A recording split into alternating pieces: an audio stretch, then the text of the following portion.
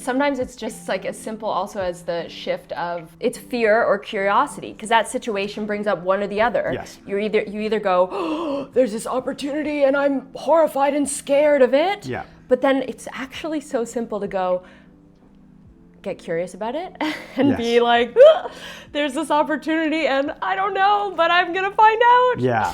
Hey there, welcome back to the DNA podcast. I am your host, Douglas Nyback. Today we are talking to the wonderful and powerful and charismatic, energetic, talented Camille Stopps. Camille is this person who has been flitting around the periphery of my life for years and years. She, every year I get invited to her birthday party, and very often that's the only time that I get a chance to talk to her. And every time I do, I just want to talk to her more. And so I invited her on the pod. Now, she's got an upcoming feature film called Soul's Road that you should check out when it comes out. It seems like everybody that I respect within this industry, whenever Camille gets brought up, has nothing but wonderful things to say about her and what a beautiful soul she is. When you talk to Camille, like, she gets right in front of you, looks you in the eye, and just wants to be nowhere but there. That is such a rare thing that, for me anyway, it was like being handed a glass of water in a desert when I didn't even know I was thirsty. That level of connection. And she is so invested in growth of herself and of herself as a performer, her emotional depth, her intelligence, her capacity to dive deeper into her process and connect and go after what she needs in scenes. She's just this person who is in relentless pursuit of betterment, and it's contagious. So I'm just gonna let this podcast speak for itself. I hope you enjoyed this conversation with Camille as much as I enjoyed having it, and appreciate you being here. Let's get into it.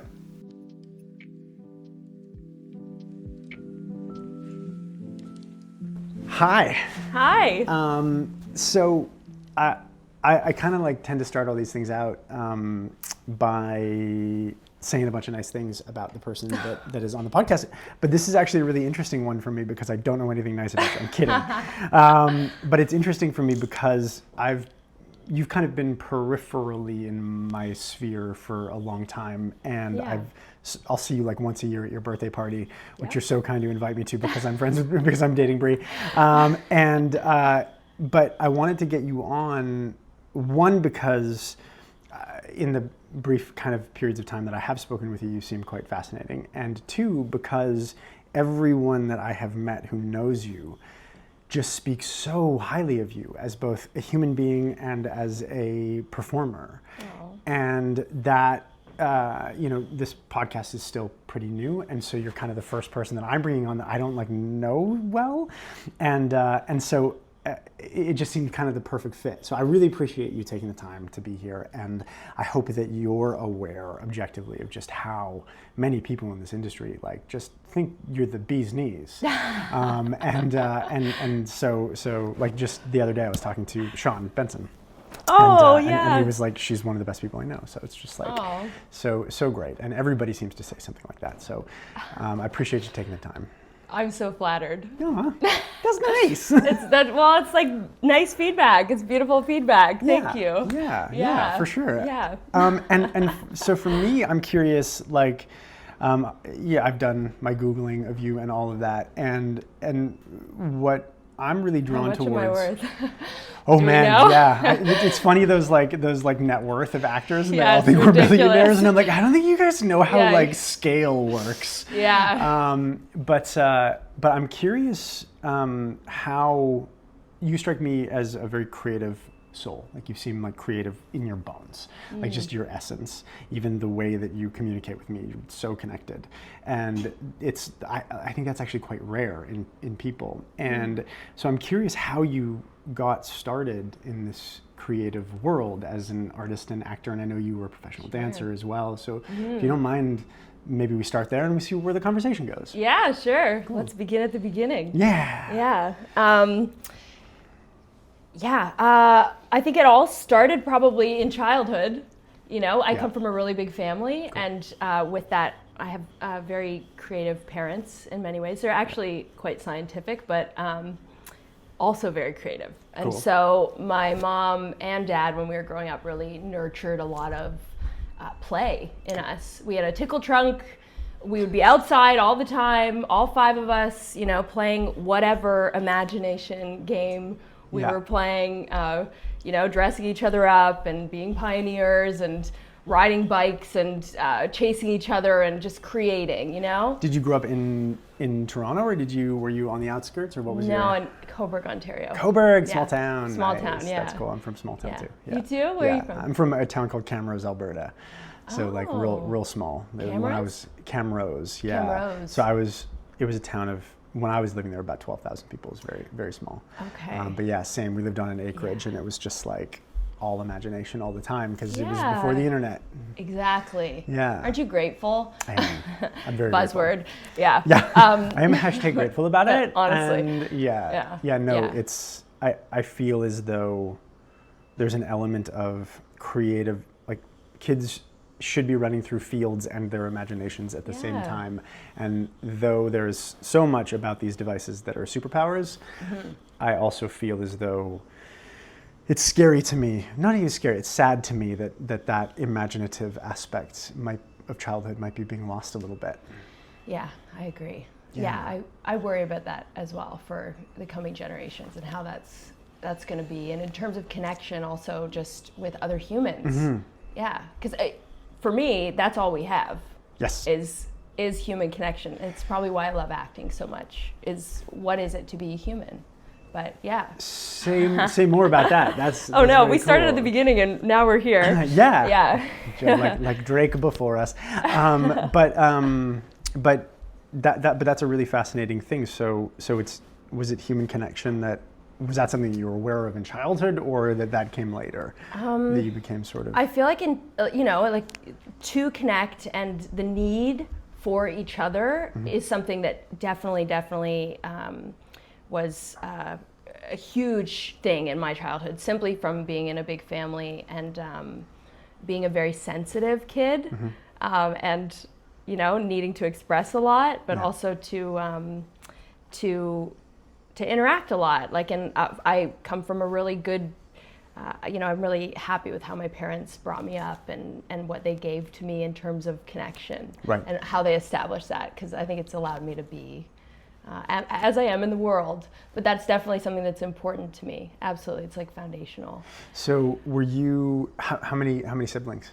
There's 5 of us. Nice. So where were you in that hierarchy? Were you youngest, middle? Second youngest. Second youngest. Yes. And how many? Yes, 5. 5. Yeah, second youngest of 5. Okay, nice. So did you find that were you, how did attention find you? Because I felt like I was the youngest. Okay. And my brother was, of 2. Just 2, Yeah, okay. and my brother was profoundly gifted, highly, highly intelligent, Mensa. And so for me, through no fault of anybody's, I came to this by finally arriving at something that I was kind of good at, and then as I started to succeed, started to get accolades and attention, where I think childhood me felt like my brother got just for being alive, because he was so dang smart without trying. Right.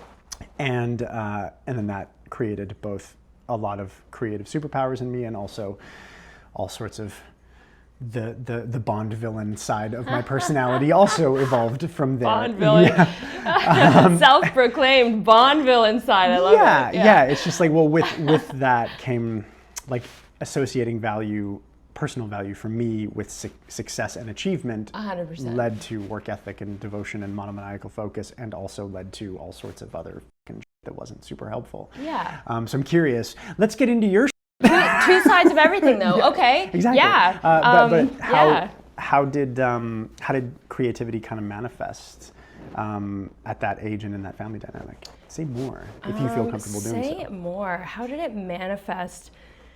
I think guided by my mother, for sure. She stayed at home with us when we were growing up, so there's a lot of nurture and active creation happening, and tools to be creative. So we had a craft room, and like I said before, a tickle trunk, and we were constantly being encouraged to play and to dress up and to create things and to be with each other and create music. And it's never about it was never about at that point, as it shouldn't be, creating something perfect, or achieving something of specific quality that Yeah. comes later in our life, but at that stage, like to have that in free Yeah. expression, not caring about getting something right or it being good or qualifying it in any way, and just being allowed to have that. That's the base. That's wonderful. Yeah. That's a really healthy base to lay for a creative soul, Yeah. which is so great. Interestingly, though, I wanted to be a marine biologist growing up, not an actor Cool. or a dancer. Okay, interesting. Yeah. So, but this has found me. That's great. I found this. And so what age did you find yourself, like, was it dance that came first? Was it acting, or was it all kind of hand in hand as you were? In terms of at home, like we used to put up dance shows and plays and stuff for my parents. Okay. But, after, if we go past just childhood, Sure. I guess dance has always been something that's been just there in my life. Since I was 5, I've been dancing. Okay. So I came up that way, and it's a very rigorous environment to be in. And I couldn't play rugby because I was dancing, and if I played rugby, then I might get hurt, and then it would maybe get in the way of the competitions. And Yes, you would almost what that certainly was. get hurt playing rugby. Yeah. I played other things like, basketball, whatever. Cool.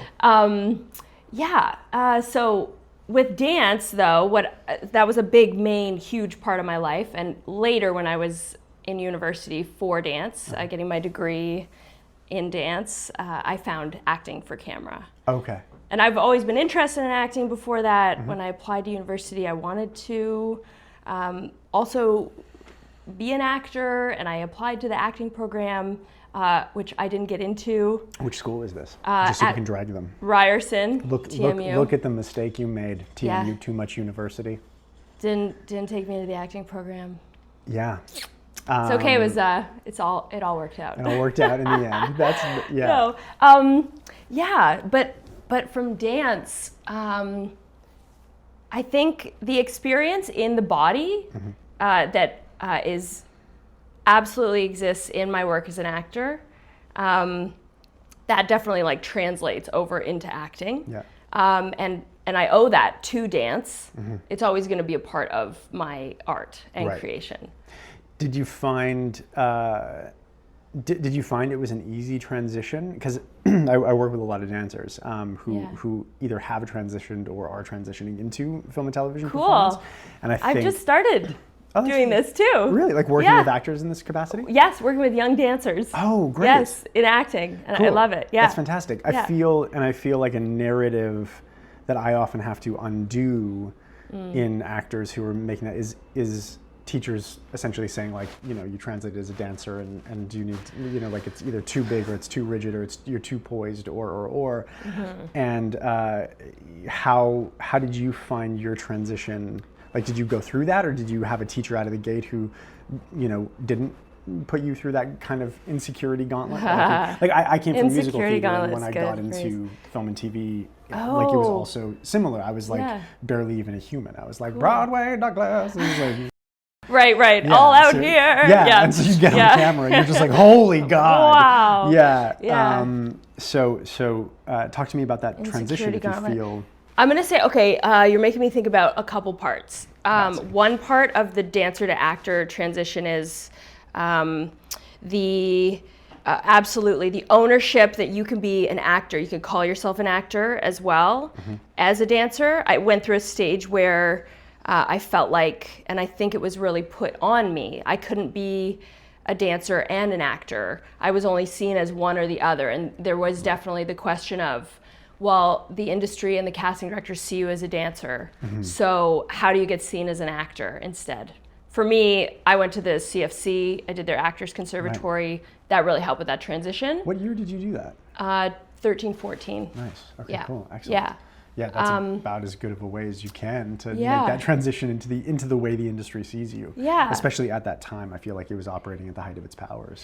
Yes. Another part of the dancer to actor transition that is interesting is the kind of this foundation that's laid as a dancer. And I think it's true of a lot of dancers. So I won't speak for everybody, but it definitely was my experience. This perfectionism that gets kind of laid into your work. There's a lot of external validation that's happening. There's a lot of looking outside of you for the answer if something's right, getting things right. This extreme level of control that you develop, and it's an incredible capacity to have. And perfectionism doesn't serve you in like ultimate creation and creative work. You need free flow, you need to be able to fail. We go into like the beautiful Stanislavski quote, like a truism in this that I find as one of my anchors: unconscious creativity through conscious technique. Yeah. And that's like the ultimate goal.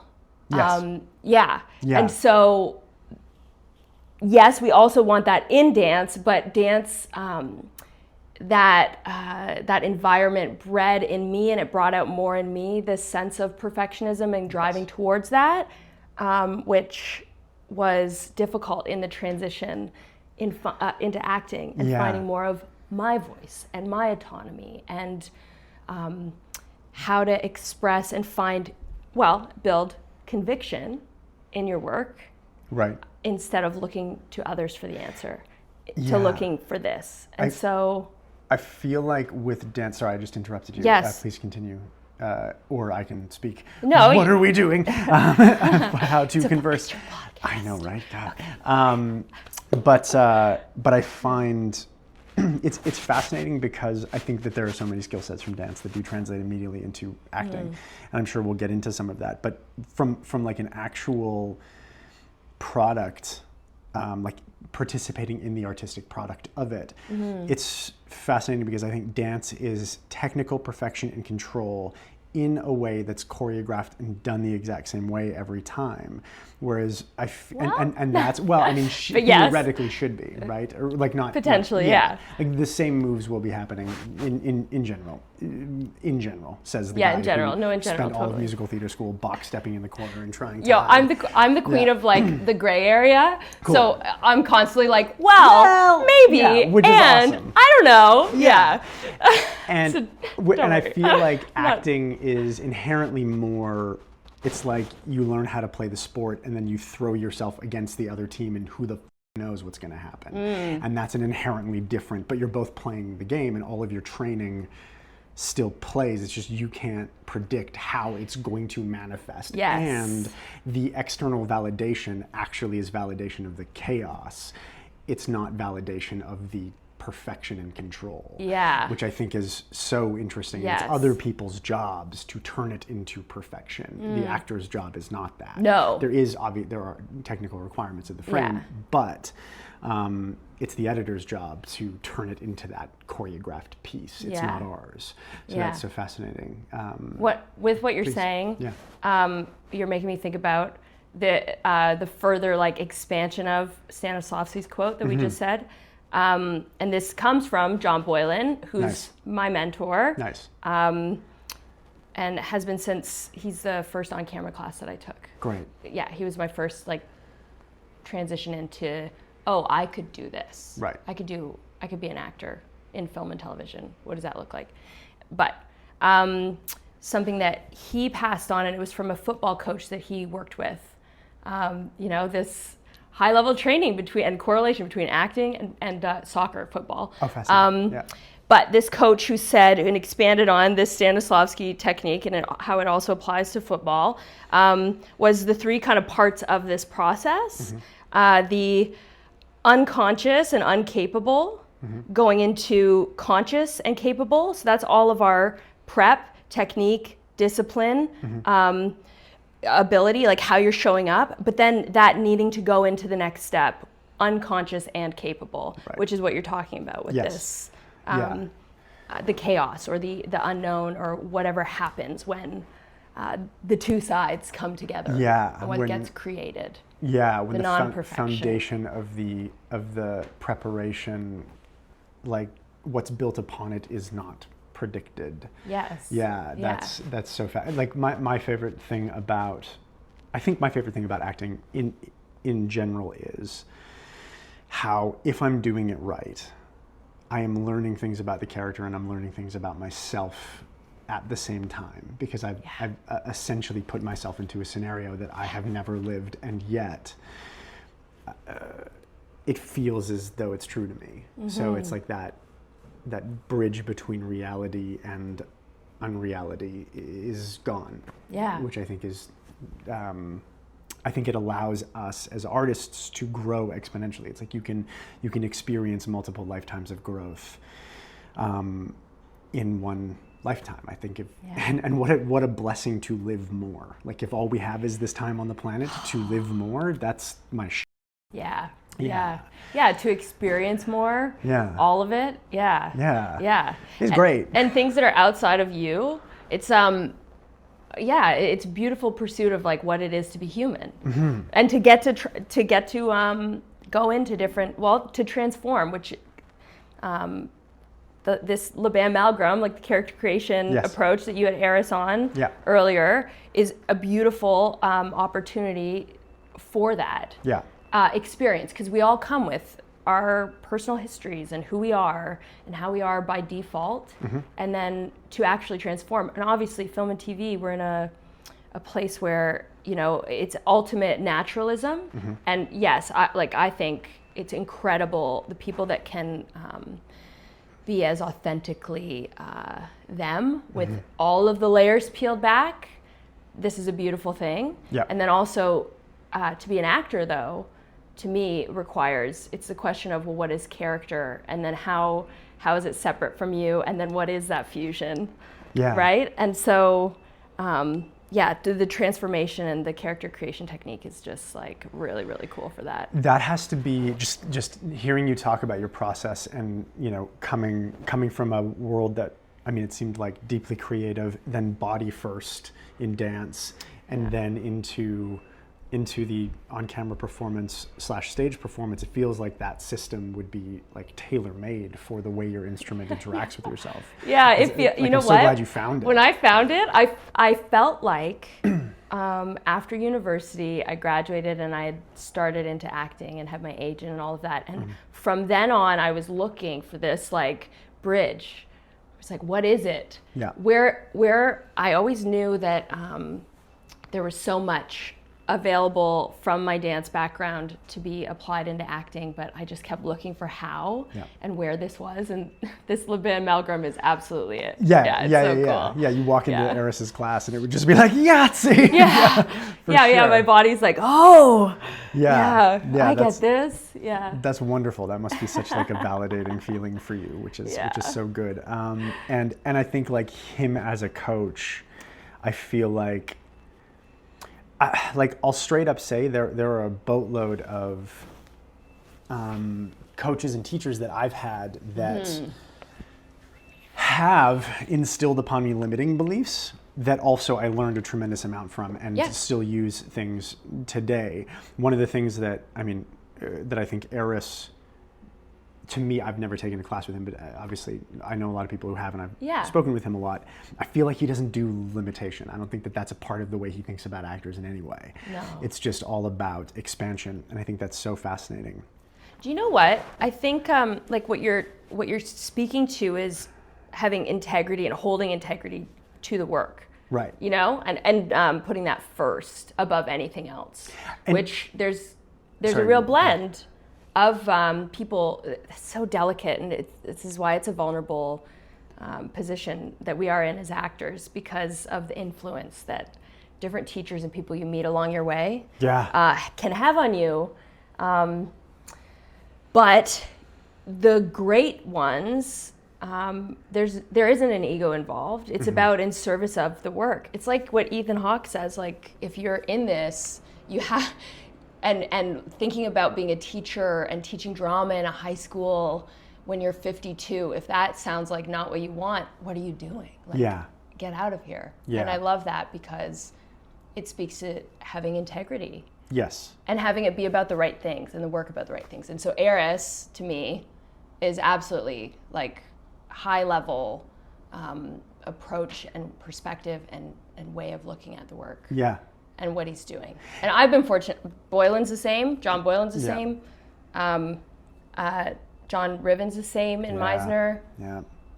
Yeah, you've got a great laundry list of people who have guided you. Like those are three. That's like the holy grail of the trifecta of the holy trinity of actors. I want to go back to something you were talking about. You flagged authenticity. Okay. And you were talking about.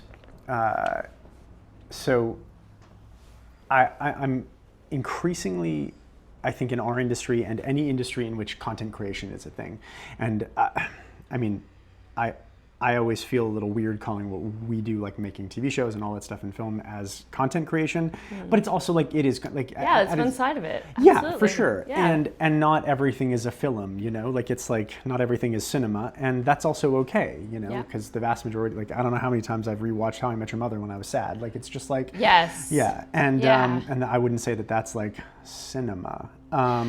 Different genres for different things. Like this is like your personal taste versus your professional being. Exactly, yeah. And like the separation and division of that. For sure. My personal taste for a certain type of genre might not align with me still showing up and doing this job and serving the story and knowing that there's actually an audience out there that loves this and that they're getting something from this. Yes. Personally, maybe I'm not on that side of it, but do I want to serve that? Absolutely. For sure, yeah. Yes, yeah. And I think there's so much talk these days about the attention economy, and I do think it's valuable. Like the attention is the number one resource that, like, if you want to build and grow in film and television, in like anything, like there's going back to Ethan Hawke and Maya Hawke recently talking about people being cast based on Instagram numbers and metrics. Right. Like on one hand, I find that to be like same as any actor, like kind of yuck, and also makes sense. It's like it used to be foreign and domestic box office gross, but unless you're Tom Cruise, nobody's doing that anymore. So it's like it's where else are the eyeballs coming from? So I can understand it objectively. But more than that, I feel like the real truth of it is we are entering into an authenticity market as opposed to attention economy. It's an authenticity economy. I feel like people are becoming profoundly allergic to bullshit. Right. And I think we're seeing it across the board, whether it's politics or film and television or whatever. It's just like we are really getting tired of how fucking transparent fake it is. Yeah. And I think the really great coaches, and I think the actors who are starting to really get ahead, are stripping away those layers and leaning much more into authenticity. Not in like I'm a celebrity and I eat cheeseburgers too kind of way. Like not in I'm just like you kind of way, but in an I am me and none of us are the same, let's stop trying. Yeah. Kind of way. Yes. And I think guys like, coaches like Eris and John Boylan and John Riven, they kind of have been ahead of that authenticity game for ages. They're teaching. They're teaching. They're facilitating a space that nurtures autonomy. Yes. Like, who are you? How do you show up? Yeah. Getting rid of all of the blocks and the stuff that's in the way of being able to show up. Yes. Authentically. Yeah. And with your own voice. I think it can be tricky. Like as a woman, our world isn't always set up for us to have that right away. Do you mind saying more about that? And you don't have to. Yeah. But purely from as a 39-year-old dude, like I don't have that experience. I'm actually curious. Well, and you have your own experience. Sure. And it's not. So I'll just speak to this side. It took me a long time to find my voice. Right. And I guess this pursuit of that has been very important. It's part of why when I took Boylan's acting on camera class for the first time, I had a moment in it where one of the actors that was viewing a private and public scene moment that I was on camera for said to me, reflected, I've never seen this side of you. I didn't know that you were that this was a part of you as a human being. Mm-hmm. And it made me realize I had been putting forward something unconsciously into the world, and there's nothing wrong with that. I was also, 20 years old. Sure. But that there was so much more of my voice that didn't come out. and that wasn't being put out into the world or received. And that started the interest in like, oh, what is acting? What is acting on camera? What's this well that's available there? Yeah. What's the beginning of this thought? We were talking about finding your voice, and for you as a woman not being necessarily put into a position and then dot. I feel like after years of just like sitting with it and it taking quite a long time to find my voice and my autonomy as an actor, but as a human being first and foremost. So much of that was, or one part of that journey was from being a woman in the world. Maybe there's a certain, naiveness that comes from small town coming to big town as well. But I think that what is also changing in terms of authenticity in the world is coming from women standing more for what they believe, how they feel, giving more support in terms of finding your voice and being able to take a stand. And there's many more examples of very strong women and strong voices out there. But that our society and our culture, it's woven into the quilt of deference and just the patriarchy existing as it does. And I think that's a factor, I think, in a lot of people's journeys of finding their own voice. And is it just female related? No. But from my experience, the female factor is a huge factor in that. Of course, yeah. Of what was, what I felt entitled to already, I guess. Like being who I was, or saying how I felt first, and not taking care of somebody else first, or any of those things. Yeah. Yeah, that makes a lot of sense to me. I find it so interesting because as you're saying that, the image that comes up to me is armor, and I'll quantify it. And this is not me distilling down what you said into something that it's not. I'm just like speaking to like things that popped into my mind as you were speaking, and I feel you're talking about a system of support coming up that didn't exist before. And to me, in relation to somebody saying, hey, I didn't know you had that side of yourself. Yes. And I feel like in a world where you are required to put barriers, pieces of armor between yourself and the way the world interacts with you, so too do those pieces. Like armor works both ways. Like stuff doesn't get in, but stuff doesn't also get out. And I feel like so much of the creative process is letting go of pieces of armor that are no longer required. Yeah. And honestly, keeping the ones that still are, because the slings and arrows of outrageous fortune keep coming right at you, and you need armor. But if there's less need, there's more space to find ways around the stuff, like the barriers you do need. Yeah. And to me, as you were talking about that, I'm like, oh, it's like a world where fewer hits are coming in and fewer pieces of armor are needed, of course, is going to create space for things to come out.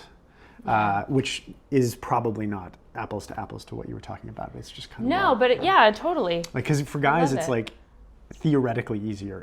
It's like, our problems are resolved in violence, but at least they're over. Right. Like it's like two guys don't like each other and they just like fight, and then there's a winner and a loser, and usually you're like, are we good? And it's like, yeah, cool. And it's like, okay, so you needed the armor for the altercation, but then once the altercation was over, it was over. And you know what? I don't know. I could say women might have that too if there was more of an openness to like females expressing anger. Yeah, for sure. As well. And so what we're saying, audience, is we should have more fisticuffs.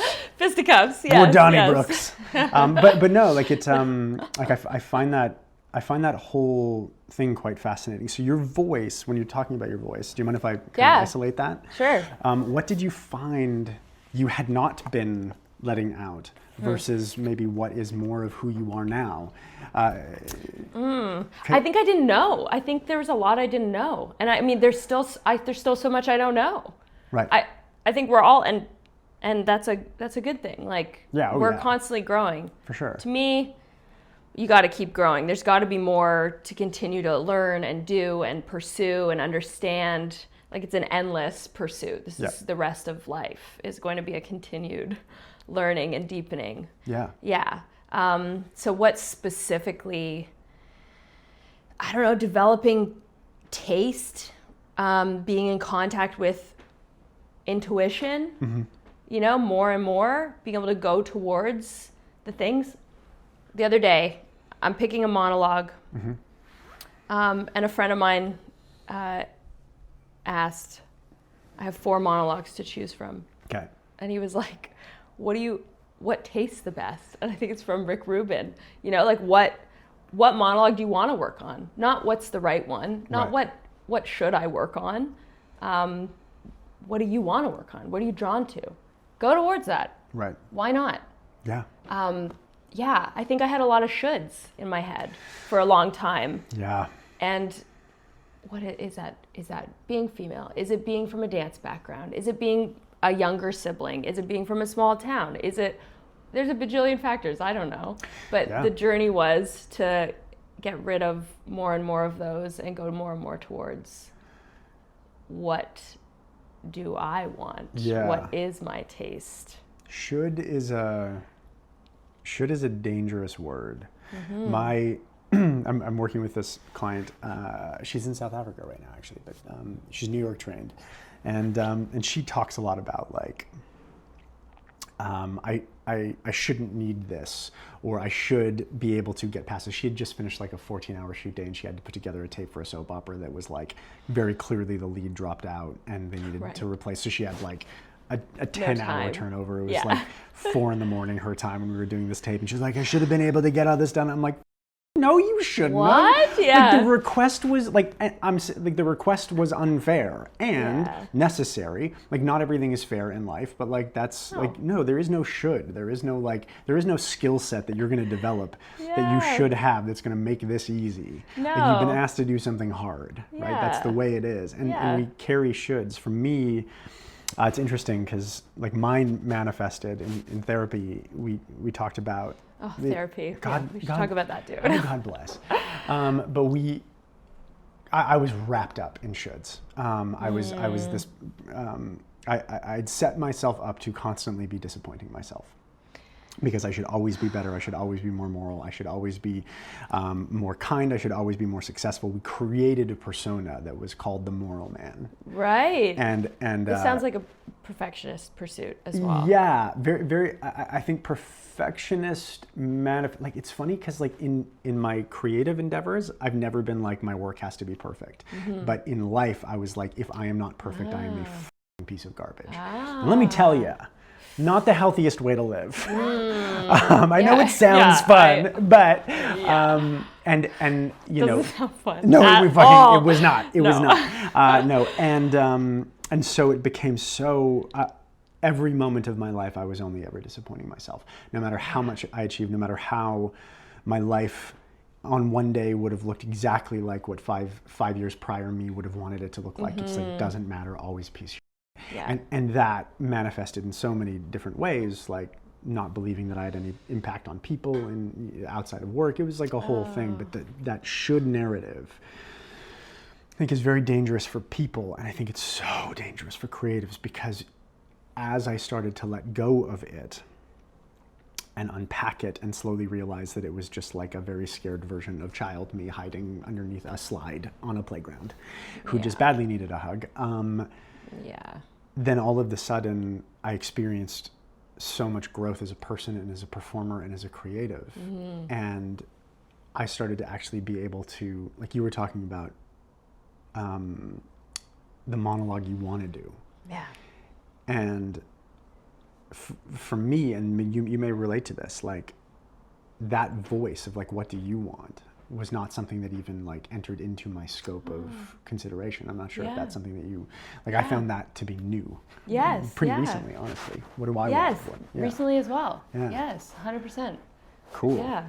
You're making me think about, are you familiar with Lindy Davies, Australian acting coach? But that doesn't mean anything. Beautiful, Great. Beautiful space. Her rooms. She trains actors, and did you train with her in Australia? No, I met her through the Canadian Film Center. Okay, cool, nice. Yeah, and then have kind of continued to pursue that work. It's the autonomous actor is her approach, and she's pulled from all over the place for this, but she has this great exercise. It's really about coming from your center, but connecting to that.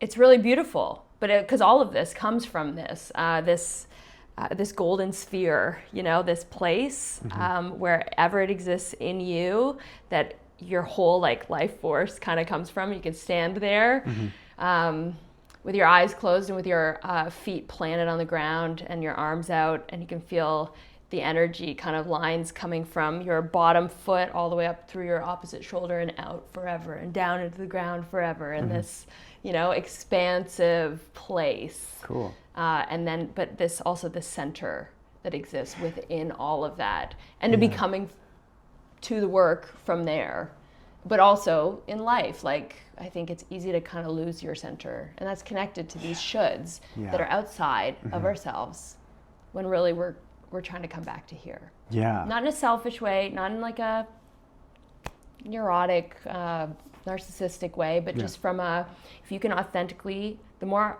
authentically you can show up in the world and be and exist, the more you're actually serving the world, because you're leading with truth and honesty and authenticity, and putting that out there and encouraging that. Yeah. Instead of leading from fear or desperation or being, I should be. Yeah, trying to guess what you think others might want of you. Yes. Which is such a casting trap anyway. Actors get sucked into that no matter what. Yeah. Yeah, and then people are like, I need to make an interesting choice. What's a bold choice? But the bold choice is authenticity. Yeah. Are you choosing from your intuition, your instrument, your instinct? That is the bold choice. Yeah. No, I totally agree. Yeah. And it's, but I think so many actors think that they have to connect to something outside in order to find that.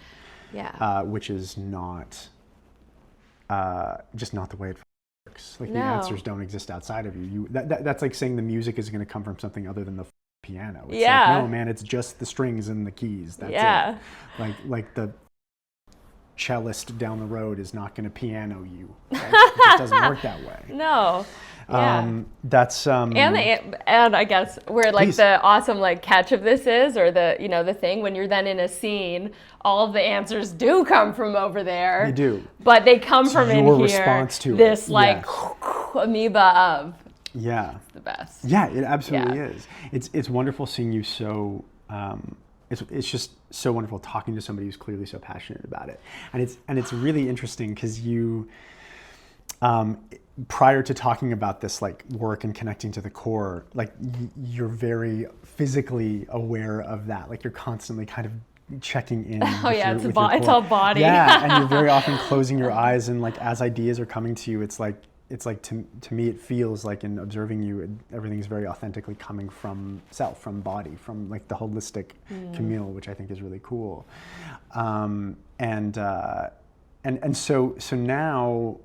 Talk to me about when you started working in film and TV. How did you find that transition into getting onto sets and that specific skill set and the craziness around it? I'm curious if you don't mind talking about it. I felt it's interesting to reflect on your journey like this. I know. Right? I find a lot of podcasts, talk to actors whom are quite famous and ask these questions, and I feel like we get a lot of PR answers, and that's one of the things about this podcast that I really quite love, is that one, I tend to be talking to actors who are closer to that period of time, or it might even be in that right now, but also just just trying to get away from the like, and then I stopped caring and everything was just fine. And, Yes, it's just yeah. like, that's, because they have that hindsight of, I've been a millionaire for the past decade. It's like, well, all right. So yeah, thank you for thinking about this. And so if you don't mind reflecting on that beginning side of yourself way back in the day. Yeah. I get it's developing, and maybe some people's experiences that they know right away. My journey through this has been very like incremental, and pretty steady. It feels like I didn't have a giant peak where at 20 I booked the lead on a series that went for 5 seasons. Yeah. I didn't have that experience. I had what felt like a build in my career that just was step after step after step. Yeah. That's the progression that I feel. Cool. I would say that about it.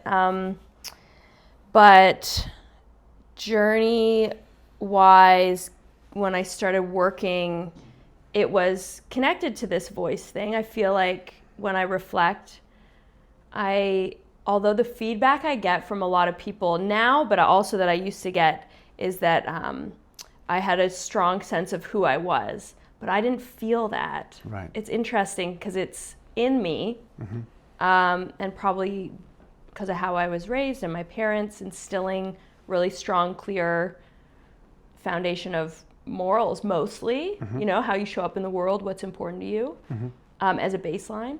But I never thought too much about that stuff. So I guess that's what people were seeing, but I never felt it. And so when I started working, I felt very much still looking outside for the answers, and very much like, am I doing well? Like, am I doing okay? Is this okay? I don't know. And feeling like, partly coming from the dance background, being like, I wasn't trained in theater school, feeling like lesser than, instead of being able to, meet projects early on, just where I was. And of course I was meeting it where I was. Yeah. But I felt very caught up in like insecurity and looking out for answers and like looking for help and not knowing and staying in that. And I think what's really awesome about that is the not knowing, but it needs to get paired with not the insecurity. Sure. And that's been part of the journey. It's because then you find your voice, your conviction. Yeah. And then you can show up and not know. Yes. But you can not know from that spot. So I guess getting into working, secure spot. Yeah. Like it's there's a Stoic principle based around that. I think Seneca said it, but he was like, it's a waste of time to worry about what's going to come next, because you will greet it with the same presence and purpose and intellect of which you are dealing with the moments of today. And it's like that to me is a secure operating place. Yes. And I also think that you have to age into that. You have to age. It's the learning curve. Yeah. Of course, right? Yeah. We can't wish to be there and to have that mindset and understanding. Like, it's so great. You have to be where you are. Yeah. Like you literally have to. Yeah. The present is a prison that you are always in. Yeah. And be there. The more you embrace that, like, I don't know, it's easy to wish, I wish I felt like that, or I was ahead of where I'm at. Yeah. But you have to be where you're at. Yes. In every moment. Yeah. You literally have to. And it takes the time it takes, to get somewhere. And also, I don't know, add to that, creativity takes time. And like the development of your artist takes time. Yeah. And who you are and what that means. Yeah, all takes time. Talk to me about where your creativity is leading you. Like, sort of where are you now as an actor, and where do you want to go? Is that something you think about? And it might not be. Yeah. No, I think about where I am as an actor now. I feel I'm in a period in relationship to my work where I'm really starting to love. I've always loved this, but where I'm really starting to love what I do and what I get to do, and to be coming from a place of valuing it tremendously, seriously, it's so easy in our business for people to kind of say, you get it all the time too, all of us do. Well, you do so much fun, like this is so much fun. And I've always like bumped up against that because Because I'm like, you know, like what we go through, what you go through, what is it to like be looking at yourself, to be looking at other people, to be looking at psychology all the time? Yeah. It's not like the hours on set. You could do a 16-hour day. You could be getting no turnaround. You're just tired. You're trying to do good work, but there isn't enough time. And then sometimes there is enough time. And it's not fun. Yeah. And then it is fun. I know. I love nothing more than this. Yeah. But the like valuing for what it is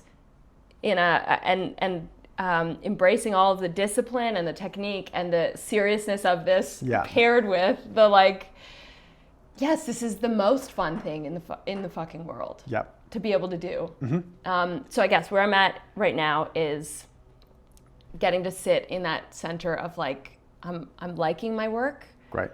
I feel like I've been coming from more of a place of authenticity and getting to express from there with more conviction and curiosity instead of fear or looking to other people, and getting to exist or experience more and more that like beautiful best case scenario thing of the end, the unconscious and capable. Yes. Where you get to be just in flow, and that's so exciting. I feel excited about where I'm at with my work. You know what's interesting too? Say more. Yes. I've been constantly training. This is the dancer mentality, absolutely. Yeah. Like I think if you're not training and continuing to grow and like stay in flow and stay with your instrument, life experience is very important as well.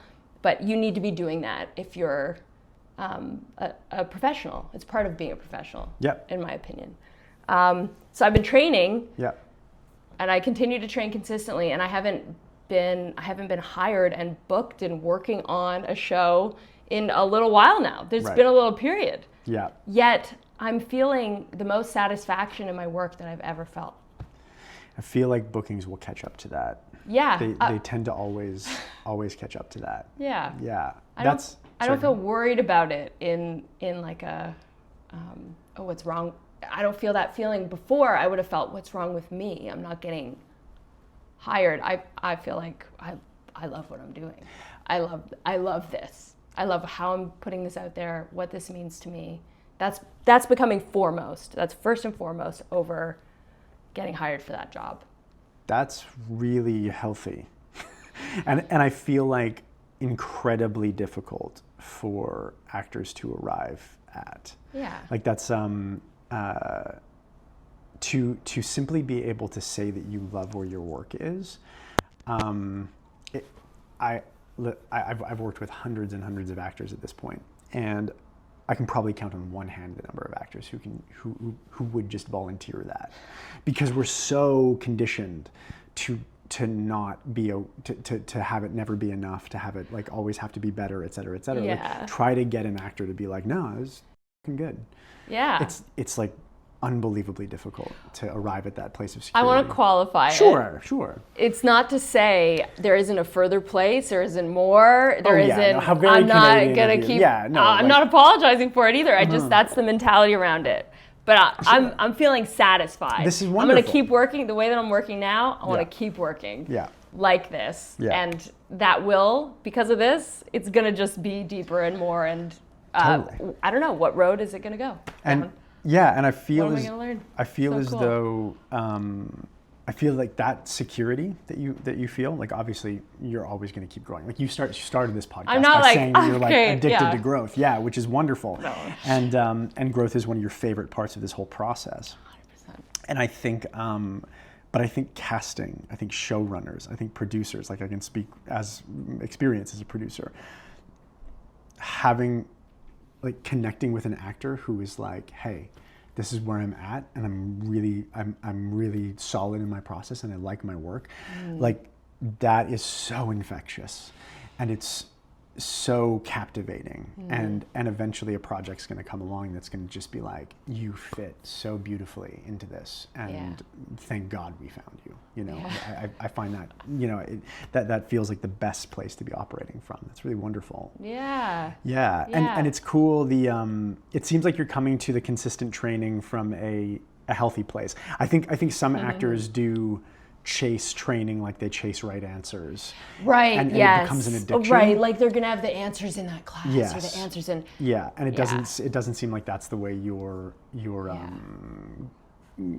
talking about that, which is really good. No,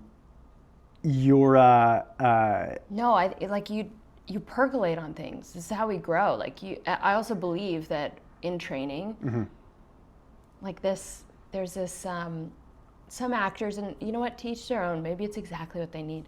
Some people go like, I'm gonna do this class, and then I wanna try this class, and oh, I heard about that thing, and I wanna try that.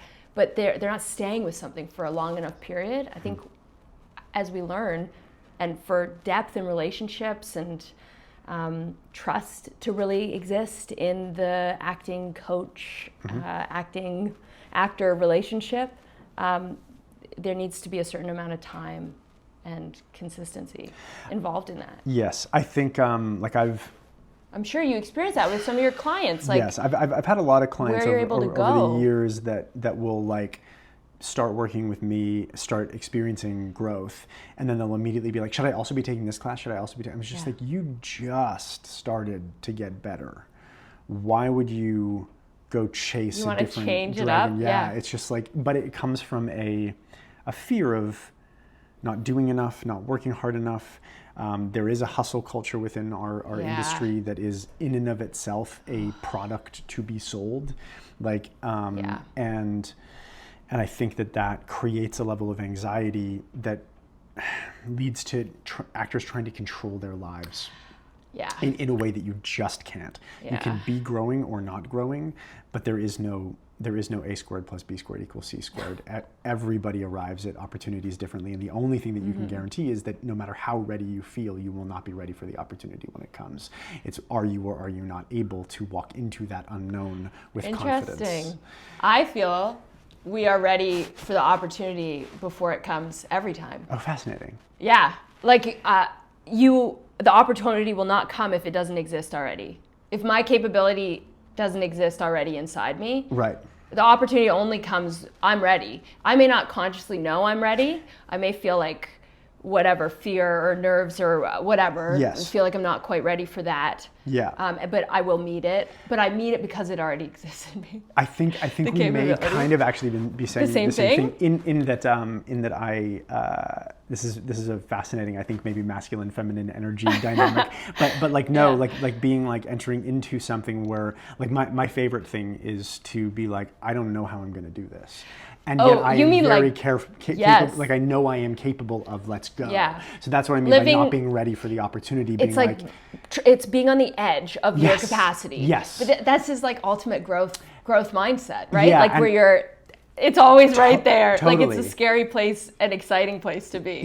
Which marry exactly like those feelings. And I feel like perhaps the way you're looking at it may be a healthier way to look at it. Whereas I'm like, I'm not ready for that. Let's go. You're like, I'm ready for this. Let's go. It's like, but it is that like to me like the addiction to the unknown. I love the unknown. I love being presented with a project where I'm not entirely sure. How, sorry. Oh no, you say that and then I'll say it. Oh yeah, I love being presented with a project that I don't know all the answers going in because I can't. And I am confident that the parts of me that need to grow to fit it, to find it, to fill into that they will become available to me like that. That is that feeling of like not readiness, I guess, is more that feeling of like, no, let's go. I love that. Sorry, say more about Jean-Luc. No, but what you're saying, perspective-wise, sometimes it's just like as simple also as the shift of it's fear or curiosity, because that situation brings up one or the other. You either go, oh, there's this opportunity and I'm horrified and scared of it. But then it's actually so simple to go, get curious about it and be like, oh, there's this opportunity and I don't know, but I'm gonna find out. And I think within that also lives courage. And I think Yes. that is an underrated skill set of actors, like great actors, like because there is fear and there is curiosity, and the bridge that gaps those two, I do think, is courage. Yeah. Which is, and actors, myself included, I think we're very, very good at not thinking that we have courage, and I think we have so much. What it takes to choose this profession. Yeah, you're like, isn't it It's fun so compared courageous. to what? Yeah. Yeah. I feel that every time I'm in any space with other actors, like just, it's so courageous to be vulnerable. Yeah. I love that. And no, we're not performing heart surgery. You know, it's different. It's so different. Yeah.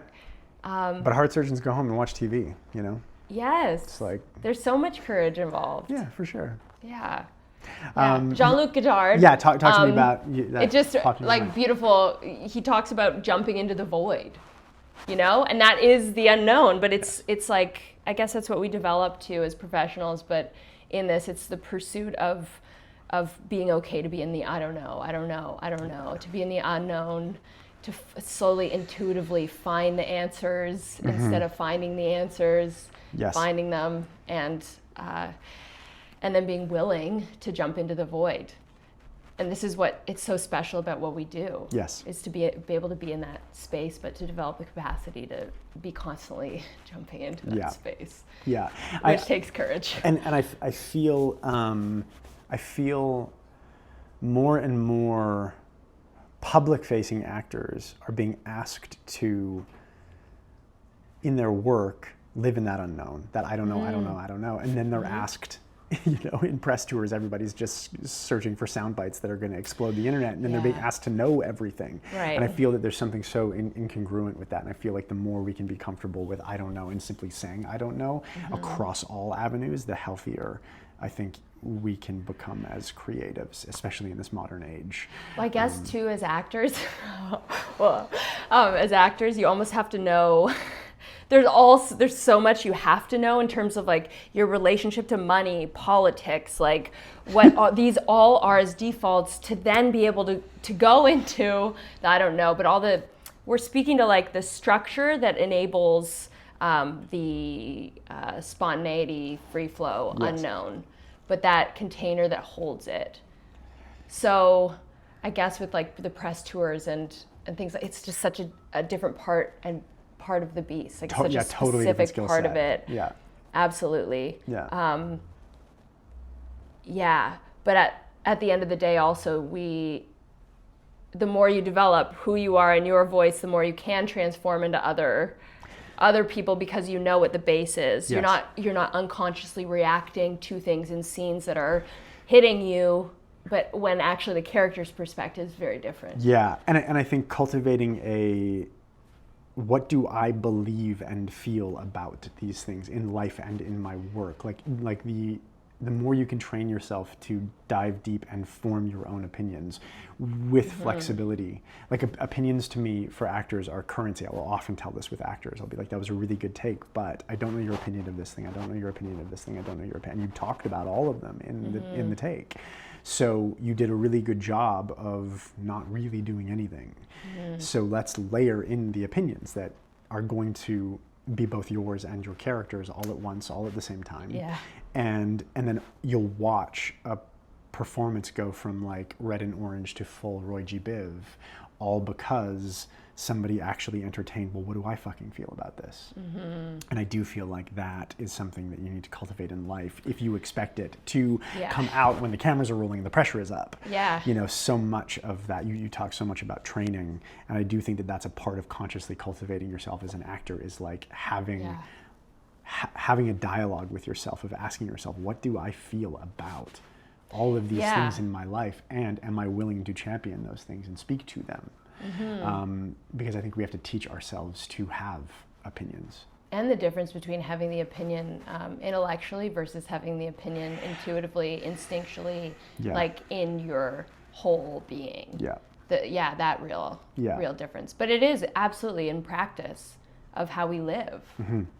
How you do one thing is how you do everything. It's true. Yeah. In a way. Yeah. Yeah. Like how you're able to show up, or what parts of you get opened up through experience, like, I don't know what, and how important it is to have spaces that hold space for that kind of training or experience for actors, like that aren't just looking at things that are easy to look at or nice or kind or whatever, but to have spaces where you can go all sorts of places, even because you want to serve a story, and to be able to serve a story where there exists hatred or evil or whatever, people have to have had the experience to be able to go there. So it's not just an idea of. So these spaces, how important they are in our training to open up those parts of ourselves, so you can have the opinion of absolutely hating somebody. And meeting the part of yourself that is capable of that. Yes, exactly. And that is not easy. No. And in fact, most people spend their entire lives desperately trying to avoid those moments. And through no fault of anybody's. Like, that's not it's not to say that one way of existing is better than the other. No. It's just that if you want to be an actor, you do have to understand that those things are always that's there. What's asked of us. And you talked about, like, it's almost like the realization of, I have always contained this. It sounds like so much of your process of finding your voice and finding who you are is like what is already there. And the answer kind of is like everything. Everything. It's just like an area that hasn't been mined or like zoomed in on or allowed or whatever. It's really cool. Kind of needing, or like, we'll be bringing this thing into land in a hot sec. Talking about where your work is now, do you want to talk a little bit about like hopes for where it goes from here, or we can segue into my final question, because some actors don't like to, want to jinx anything, but I'm curious. Jinx anything. Like what lights you up about? There's nothing to jinx. I don't know.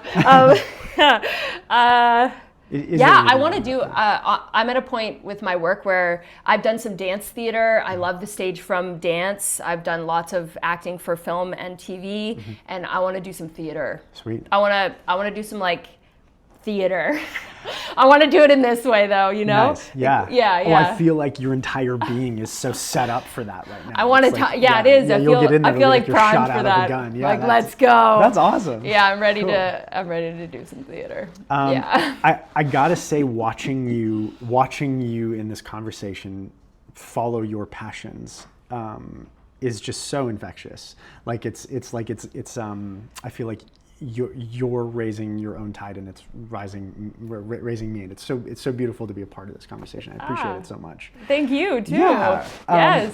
So I've got a sorry, I will actually accept that compliment instead of just deflect it like I just said. Thank you so much. That's very very kind of you. Okay. It's your role, sorry, but like, as the person who complimented, you have to accept the compliment.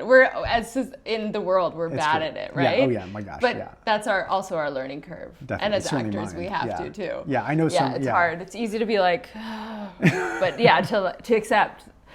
Just take on the role of the acceptee. Yes, I know. Yeah. I must accept. I appreciate it. Thank you. So I tend to ask this question as we end the podcast, which is if you could go. I feel like I could talk to you. It's like we've been talking for an hour, and I feel like I could. We just got started. Yeah, we could get going. Yeah, we could keep going, not get going. Yeah, we've been talking. Yeah. But I'm curious if you could go back in time to just starting out, Camille, and give her one piece of advice, what would it be, if any? It doesn't have to. You have to be anything.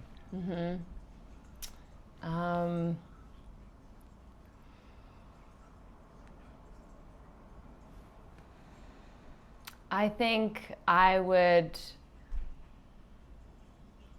it would be about trust. Like, it would be about trust yourself.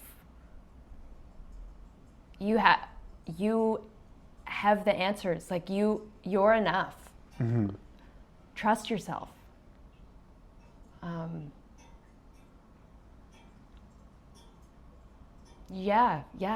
Like, it's so simple in a way, but look to yourself for the answer, and trust yourself. And then there are, of course, people in the journey along the way that are going to help and guide you and help develop all stuff, all of the stuff. Yeah, all of the things. Yeah, I think Yeah. it comes down to trust. It'd be more trust. Great. And just developing that autonomy and voice earlier. I think it would help with that. Yeah.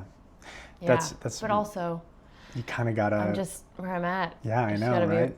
This is just where I'm at in the journey. Yeah. I don't know. I feel like that note, like from an acting standpoint, that trust yourself. Like, I think every actor has been given that note from their first days in theater school to probably the day before you die. And it's not dissimilar to, like, I work with advanced level actors, and when I'm teaching beginner actors, the concepts are the same. Who are you? Who is this other person? What do you need from them? How do you go about getting it? Yeah. Like, and as you get better and better and better, like, those are the same concepts that Daniel Day-Lewis is talking about, or Meryl Streep is talking about. Like, as you grow, so too does your understanding of an angle of approach on these concepts that are constantly evolving and changing, right? And so too, I think, is that lesson and relationship to trust, because it's